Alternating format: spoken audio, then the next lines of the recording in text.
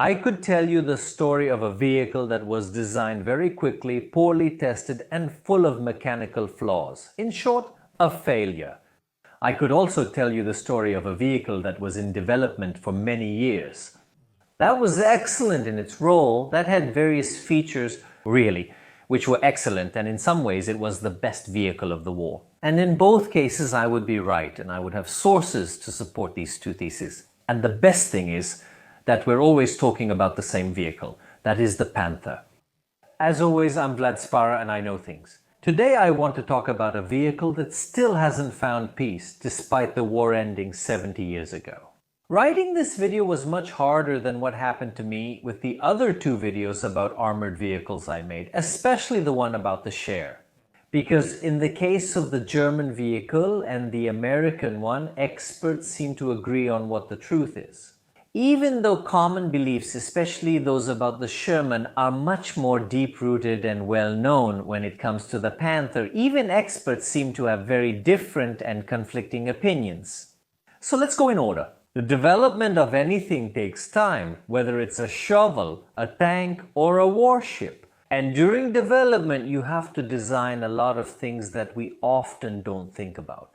A tank doesn't just have the cannon, the armor, and the tracks, but also many components like screws, transmission gears, or electrical cables. Every component has to be designed and well-defined to allow for its production.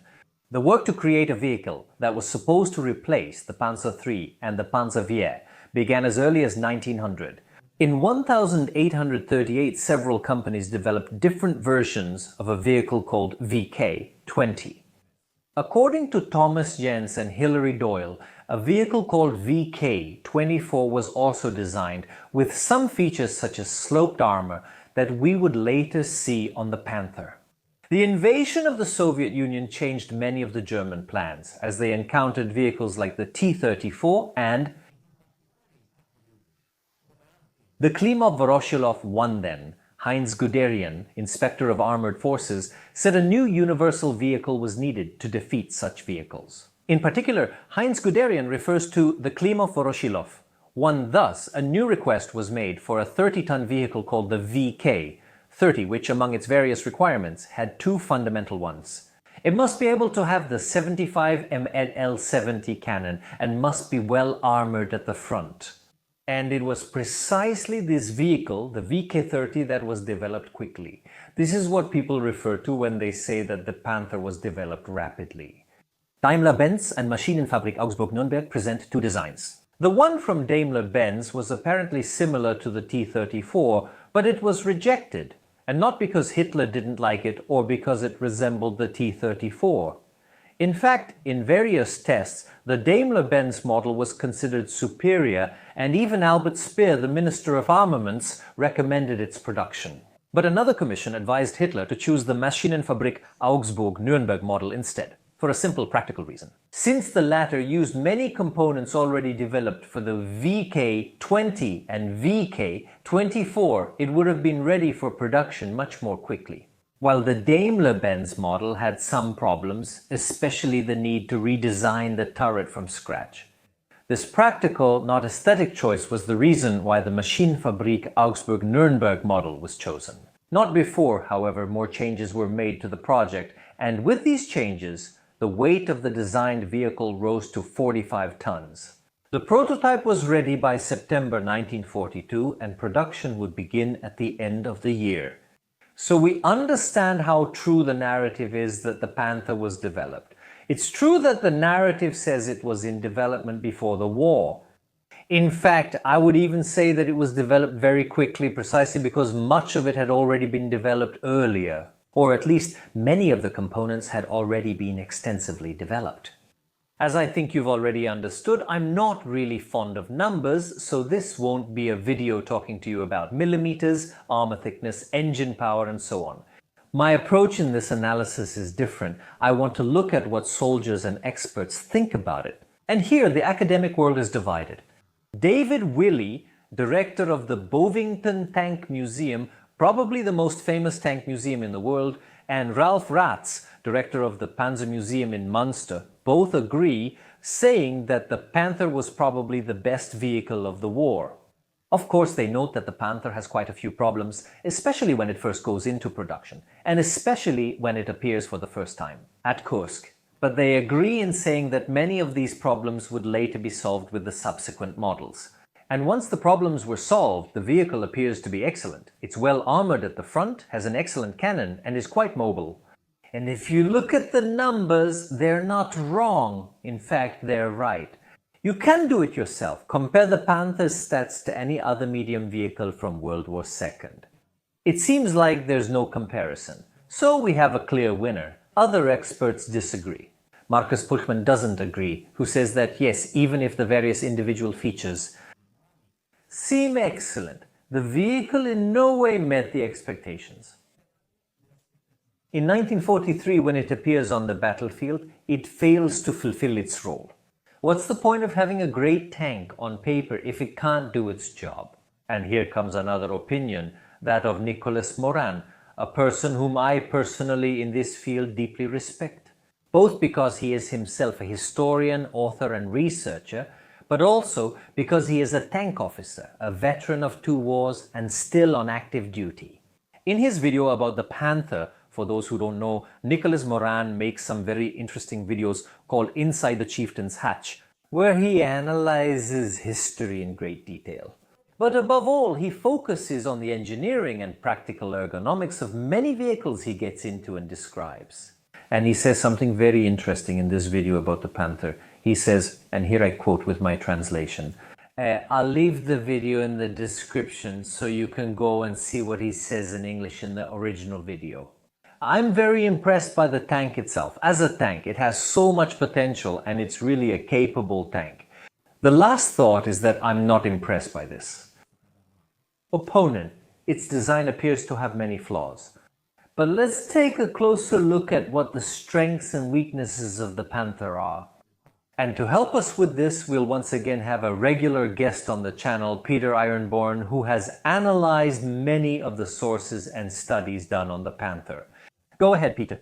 Thank you, Vlad. According to the American soldiers, with a few exceptions, the Panther was truly a formidable opponent. The General Group A of the 2nd Armored Division found, based on soldiers' interviews, that the Panther was seen as superior to Allied tanks in the following categories: ground pressure, mobility, muzzle velocity, and projectile ballistics. The Panther's 75 mm was considered by the tank crews to be better than the American 90 mm, the sights were better, and the sloped armor was superior. That's what the American tank crews thought. What did the Germans think? General Fritz Bayerlein, commander of the Panzerlehr Division, tells us, while the Panzer IV could still be used to their advantage, the Panzer V Panther proved to be poorly suited to the terrain. The Sherman, because of its maneuverability and height, was better. The Panther was poorly suited for hedgerow and bocage terrain because of its width. The long barrel and the width of the hull reduced maneuverability in village and forest combat. It's very heavy and thus wears out quickly. The front final drives used low-quality steel. The high silhouette doesn't help in ambush situations. The engine and transmissions are very sensitive and require well-trained drivers. Weak side armor, roof vulnerable to fighter bombers. Fuel pipes made of porous material allow gasoline fumes to leak inside the hull, causing a serious fire hazard. Without vision slits, close-range attacks can't be defended against. Very interesting, but let's focus on a neutral report. The French conducted a test called Le Panther from 1947 to 1949 to see if it would be possible to use the Panthers to counter a potential Soviet attack. The 503rd operated a full battalion of 50 Panthers alongside American Shermans, fielding about twice as many Panthers as any German formation. The conclusion was not positive at all. 1. The turret rotation mechanism was not strong enough to lock and control the turret. On a slope of more than 20 degrees at 30 degrees, the turret would spontaneously rotate toward the steeper side of the vehicle. 2. Raising the cannon is normally simple, but it became difficult if the hydrogen-powered elevation system had lost pressure. 3. The commander's cupola with its 7 periscopes provides an almost perfect view around the vehicle. Damaged periscopes are easy to replace. 4. A magnifying periscope had to be mounted in the cupola, since the commander did not have an independent periscope. 5. Apart from the telescopic sight, which was excellent, the gunner had no other way to observe the outside and was therefore almost completely blind, a major flaw of the Panther. 6. The sight with 2 levels of magnification is remarkably clear, and its field of view is much clearer in the center than at the edges. The sight allows observation of a shot up to 3,000 meters 7. Once the target is located, it takes between 20 and 30 seconds before the gunner can fire. This time is significantly longer compared to the Sherman due to the lack of an independent periscope for the gunner. There were no hollow point rounds planned for the Panther 9.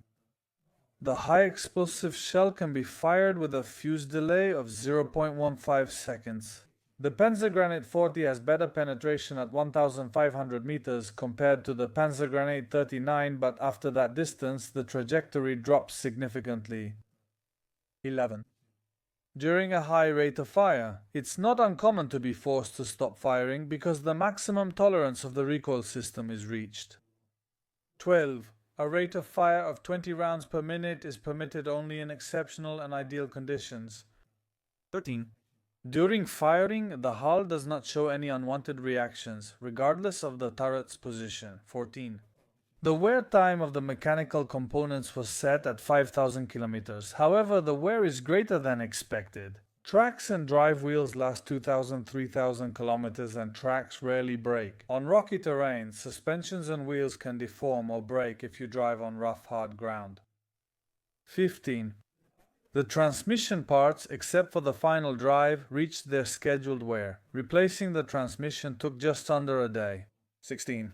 The engine, however, couldn't run past 1,500 kilometers, and a Panther's engine typically lasted 1,000 kilometers. Replacing an engine can be completed in 8 hours, with a professional mechanic and 8 assistants. They'll need a support, a crane, or a Bergen Panther, the Panther recovery vehicle. The cannon can be replaced using the same equipment in a couple of hours. Despite everything, the mechanics worked very well. As a result of this, the Panther was in no way a strategic tank. The Germans extended engine life by transporting vehicles on trains, even for trips as short as 25 kilometers. 18.